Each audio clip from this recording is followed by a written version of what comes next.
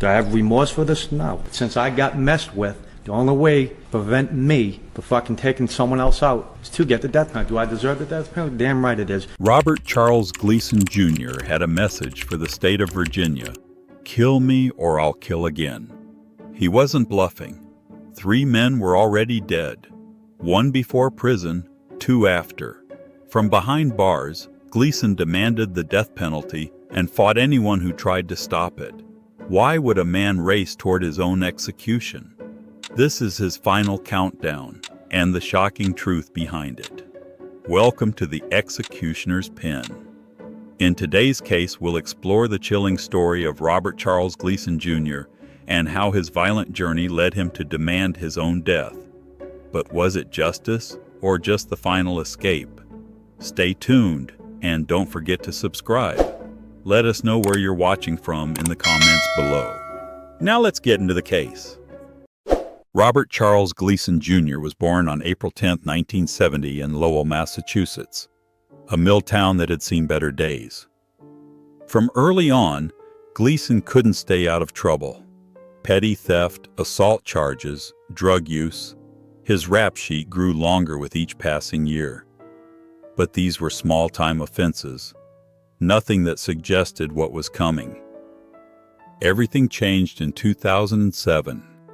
In Amherst County, Virginia, a drug deal went sideways. The details are brutal. Gleason beat Michael Kent Jamerson to death over drug money. It wasn't a fight that got out of hand. It was deliberate, vicious. When police found Jamerson's body, there was no question about who was responsible. Virginia's courts moved swiftly. Gleason was convicted of first-degree murder and sentenced to life without parole. At 37 years old, he would die behind bars. The state sent him to Wallens Ridge State Prison, a supermax facility in the mountains of southwest Virginia, one of the most secure prisons in the state. For most inmates, this is where the story ends. You serve your time, you adapt, you survive. Robert Gleason had other plans. Inside Wallens Ridge, Gleason's violence didn't diminish, it escalated. And in 2009, the Department of Corrections made a decision that would prove fatal. They assigned him a new cellmate, Harvey Gray Watson, a 63-year-old man with severe mental illness. Watson wasn't some random inmate. He'd been serving a 100-year sentence since 1983 for a shooting spree that killed 1 person and injured 3 others. Decades behind bars had taken their toll on his mental state. He needed specialized care, not a cell with a convicted killer. Gleason didn't want Watson as a cellmate. He complained to prison officials repeatedly, demanding they move Watson out. The Department of Corrections refused. So Gleason took matters into his own hands. On May 8, 2009, exactly 2 years to the day after he murdered Jamerson, Gleason attacked Watson in their cell. He hogtied the elderly man, beat him savagely, then strangled him to death. Guards discovered Watson's body later that day. The date wasn't coincidental. Gleason had marked an anniversary in blood. Prison officials were stunned. This wasn't a spontaneous fight. Gleason had deliberately killed a vulnerable, mentally ill man in a maximum security facility after warning them it might happen. They moved Gleason to death row, but that wouldn't stop him either. Because Robert Gleason wasn't done killing, and what came next would force Virginia into an impossible situation. After Watson's murder, prison officials moved Gleason to Red Onion State Prison, Virginia's newest and most secure supermax facility. At Red Onion, inmates are locked in solitary confinement 23 hours a day. For 1 hour, they're allowed into individual recreation cages, small chain-link enclosures in an outdoor yard, separated from each other by wire fencing. Prison officials believed this level of security would contain even the most dangerous inmates. They were wrong. While awaiting his sentencing for Watson's murder, Gleason befriended a young inmate named Aaron Alexander Cooper. Cooper was 26 years old, serving 34 years for a string of robberies and carjackings. Like Watson, Cooper suffered from mental illness, bipolar disorder, and ADHD. He'd spent much of his childhood in psychiatric facilities. The two men talked through their cell doors about God and other topics to pass the time. Gleason gave Cooper stamps and paper to write home. He even wrote to Cooper's mother, Kim Strickland, asking to be her pen pal. Cooper told his mother not to worry. "I don't want you thinking that I'm talking with a Satan worshiper or the boogeyman," he wrote. But behind the scenes, Gleason was frustrated. His prison lawyer had told him he likely wouldn't receive the death penalty at his upcoming sentencing. He'd also grown angry that his legal motions weren't being addressed by the court. In a letter to investigators, he signed off as the new and improved Boston Strangler. Gleason had already made his intentions crystal clear to prosecutors. "I murdered that man cold-bloodedly. I planned it, and I'm going to do it again." But since I got messed with, the only way to prevent me from fucking taking someone else out is to get the death penalty. Do I deserve the death penalty? Damn right it is. I was like, I want this to be known. It was premeditated. And you guys can do to me to hurt me. But there's something you guys can do to prevent someone else from getting hurt. It's on you. You know what I mean? It's on you guys. Put the death back on, let the jury hear it, and go with it. After that's over with, I'll be cuffed everywhere I go at Sussex. On July 28, 2010, Gleason put his plan into action. During recreation time, Gleason asked Cooper to help him measure a religious necklace he was making. Cooper, trusting his friend, sat with his back against the wire fence separating their cages. He wrapped the braided strip of bedsheet around his own neck and handed the other end through the fence to Gleason. What happened next was captured on surveillance cameras. Gleason choked Cooper through the fence till he turned purple, then waited for his color to return. Then he did it again and again. For over an hour, Gleason repeatedly strangled Cooper, releasing pressure just before death, then resuming. Finally, Cooper died. 3 other inmates in adjacent cages witnessed the murder. They busied themselves with pull-ups. Turning their backs, nobody wanted to be part of another inmate's vendetta. For more than an hour, no prison guards entered the recreation yard. When officers finally arrived and attempted to resuscitate Cooper, Gleason taunted them. "You're going to have to pump a lot harder than that." Cooper's mother was devastated. "You knew this man threatened to kill, and you gave him the opportunity to kill my son," Kim Strickland said.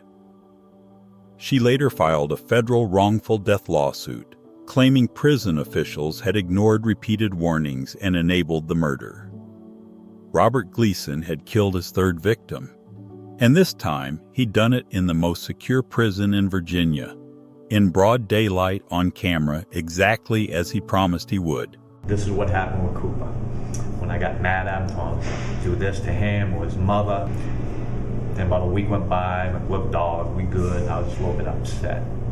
Then I said, "Well, you trying to get a lawsuit, ain't you?" He goes, "Yeah." So, "Well, how about this? Let me put a noose around your neck, you pretend you pass out." First, it started off that he was going to be trying to work out, sit down because he was tired, and I'm going, the odds on that really happening, the way those rec cages are like fucking slim to none. So I go, look it.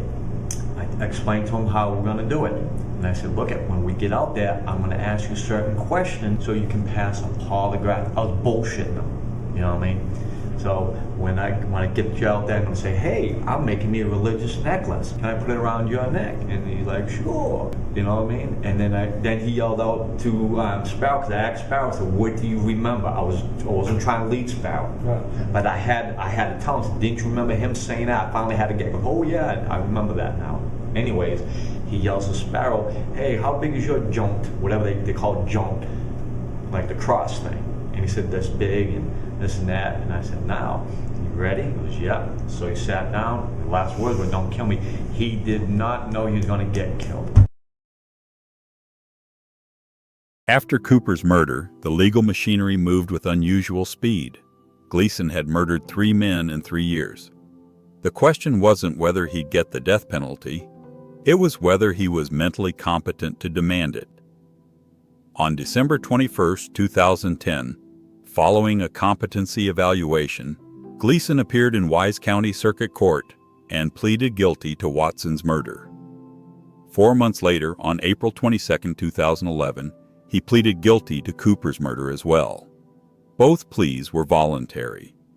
Gleason wanted death, and he told the court exactly why. In his own testimony, Gleason revealed chilling details.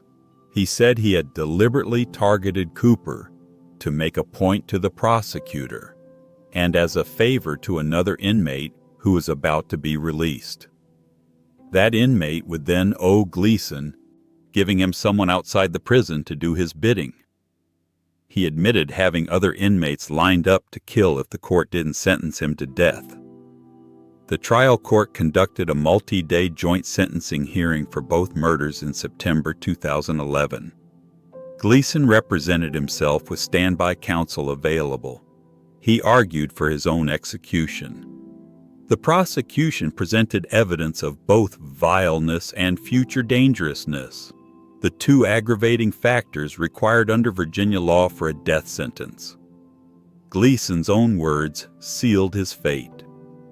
I murdered that man cold-bloodedly. I planned it, and I'm gonna do it again, he told prosecutors. Someone needs to stop it. The only way to stop me is put me on death row. He warned the judge, once I get back to maximum security, Your Honor, the clock starts ticking for the ones that messed with me. He showed no remorse. You guys can lock me 24/7, take everything out of my cell. Sooner or later, I'm going to be the nice little man and get out there and kill again. The court found both aggravating factors proven beyond a reasonable doubt in both cases. The judge sentenced Gleason to death for both murders. But the legal process wasn't finished. Under Virginia law, all death sentences require automatic review by the state Supreme Court, even when the defendant waives appeals. Gleason had voluntarily waived his right to appeal, but the court still had to ensure the sentences were lawful. On June 7, 2012, the Virginia Supreme Court issued its ruling. Justice Leroy F. Millett, Jr. wrote that the court found no evidence of passion, prejudice, or arbitrary factors in the sentencing. The trial court had been meticulous in ensuring that Gleason was competent, and Gleason had received proper legal counsel throughout. The Supreme Court noted that 2 mental health evaluations conducted before sentencing found Gleason was depressed and impulsive, but competent to make decisions in his case. The justices concluded, after reviewing these cases and Gleason's actions as admitted to under oath before the circuit court, we are convinced that Gleason's death sentences are neither excessive nor disproportionate. With the Supreme Court's affirmation, only one step remained: setting an execution date. Prosecutors, defense attorneys, and the judge met to schedule it. Virginia would grant Robert Gleason exactly what he demanded: death. The only question left was when. After the Virginia Supreme Court affirmed Gleason's death sentences in June 2012, the countdown to execution began. But even though Gleason had voluntarily waived all his appeals, his former court-appointed attorneys weren't finished fighting. Under Virginia law, new lawyers were automatically assigned to represent Gleason during any potential state habeas proceedings, even though he explicitly didn't want their help. These attorneys believed Gleason was mentally incompetent to make the decision to die. Throughout late 2012 and early January 2013, Gleason's former lawyers filed motions arguing he suffered from severe mental illness. They claimed he exhibited serious paranoia, racing thoughts, anxiety, disordered thinking, pressured speech, and perseveration. They noted Gleason had spent the past year in solitary confinement without a mental health evaluation. His mental illness, they argued, was causing him to be suicidal, and he was enlisting the government's help to end his life. Gleason fought his own lawyers every step of the way. On January 9, 2013, 1 week before his execution, his attorneys filed an emergency motion in federal court seeking to have Gleason evaluated for competency. They wanted to determine whether he was mentally sound enough to waive his federal appeals. The court held a hearing. Gleason appeared and spoke for himself. He plainly and clearly stated that he wanted to maintain his execution date, did not want to pursue federal appeals, and did not want any attorney to attempt such relief on his behalf. When the judge asked what he wanted to occur, Gleason responded simply, "I don't want an attorney. I want to let the January 16th day go as is." The federal district court ruled against his former attorneys. They appealed to the U.S. Court of Appeals for the Fourth Circuit. On January 16th, the morning of the execution, the appeals court denied their request. The attorneys made one final attempt, appealing to the U.S. Supreme Court. The Supreme Court declined to block the execution. Meanwhile, Governor Robert F. McDonnell reviewed the case for possible clemency intervention. Gleason had not filed a clemency petition. He didn't want one. But McDonnell reviewed the case anyway. "Gleason has expressed no remorse for these horrific murders," McDonnell said in a statement. "He has not sought to appeal his convictions and has not filed a petition for clemency. He has consistently rejected any offers of legal assistance. Gleason has said that he wants the Jan. 16. Execution to go as is. He has been found competent by the appropriate courts to make all of these decisions." McDonnell found no compelling reason to intervene. By late afternoon on January 16th, all legal avenues were exhausted. Gleason had one visitor that day, a spiritual advisor.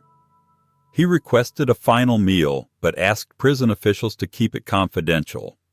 Members of the victims' families, the Watsons and the Coopers, made plans to attend the execution as witnesses. Outside Greensville Correctional Center, a small group from Virginians for Alternatives to the Death Penalty gathered for a vigil. "Gleason's case demonstrates the folly of capital punishment," said the group's executive director. Inside the prison, preparations were underway. At 9:08 p.m., Virginia would execute its first inmate in over a year, and Robert Gleason would get exactly what he demanded. At 9:03 p.m. on January 16, 2013, the first electric shock jolted through Robert Gleason's body. Witnesses watched as his body spasmed, smoke rising from beneath the black leather mask covering his face. A brine-soaked sponge attached to his right calf conducted the electricity, 1,800 volts in two 90-second cycles. 5 minutes later, a doctor entered the execution chamber, placed a stethoscope against Gleason's tattooed chest, and nodded. The time of death, 9:08 p.m. Gleason had walked into the chamber smiling. He winked at his spiritual advisor, his only visitor that day, and gave a thumbs up as prison officials strapped him into the chair. His final words were cryptic. "Well, I hope Percy ain't going to wet the sponge. Put me on the highway to Jackson and call my Irish buddies. Pogue mo thoin. God bless." The reference to Percy came from The Green Mile, Stephen King's novel about a botched execution. Pogue mo thoin is Irish Gaelic for kiss my ass. Even in death, Gleason was defiant. Among the witnesses sat Kim Strickland, Aaron Cooper's mother. "May God have mercy on his soul," she said afterward. "I have been and will be praying for his family throughout this ordeal." But Strickland had lived in fear since her son's murder. Gleason had written her a letter describing Cooper's death in detail, mentioning he had her address. She'd moved several times, terrified of his reach beyond prison walls. The execution brought relief, not closure. In 2012, Strickland had filed a federal wrongful death lawsuit seeking $300 million in damages. She claimed prison officials had conspired with Gleason, allowing him to orchestrate the murder, determining which inmates would be in adjacent cages, ensuring no guards would patrol the recreation yard. The lawsuit alleged guards falsified required head counts and abandoned monitoring stations for over an hour while Cooper died. In January 2014, a federal judge dismissed the case. U.S. District Judge James P. Jones ruled there wasn't sufficient evidence to prove prison officials were deliberately indifferent to Cooper's safety, the legal standard required for liability. At most, the plaintiff's evidence demonstrates that some of the defendants may have been negligent. Jones wrote, "Negligence wasn't enough. Strickland's attorney vowed to appeal, but the ruling stood." Outside Greensville Correctional Center that night, members of Virginians for Alternatives to the Death Penalty held a vigil. "Gleason's case demonstrates the folly of capital punishment," said Executive Director Stephen Northup. "If we didn't have a death penalty, he wouldn't have killed these men." Gleason was the 110th person executed in Virginia since the death penalty was reinstated in 1976. He was the first executed in over a year, and the first to choose electrocution since 2010. 8 years later, Virginia made history again. On March 24, 2021, Governor Ralph Northam signed legislation abolishing the death penalty, making Virginia the first Southern state to do so. During legislative debates in early 2021, Gleason's name was invoked by both sides. Death penalty supporters cited him as proof that some killers could only be stopped by execution. Abolitionists argued his case showed how the system had failed at every level: mental health, prison security, rehabilitation. Virginia commuted its 2 remaining death row inmates to life without parole. Robert Gleason became, officially, the last person executed in Virginia, and the last person to die in Virginia's electric chair. The Robert Gleason case is closed, but the questions it raised about our justice system remain open. Now we want to hear from you. Is there a case that stayed with you over the years? Maybe it's an unsolved crime from your hometown that never got the attention it deserved, or a headline from decades ago where something just didn't add up. Perhaps it's a case where you think the authorities got it wrong. We read every comment. Your suggestion could become our next investigation.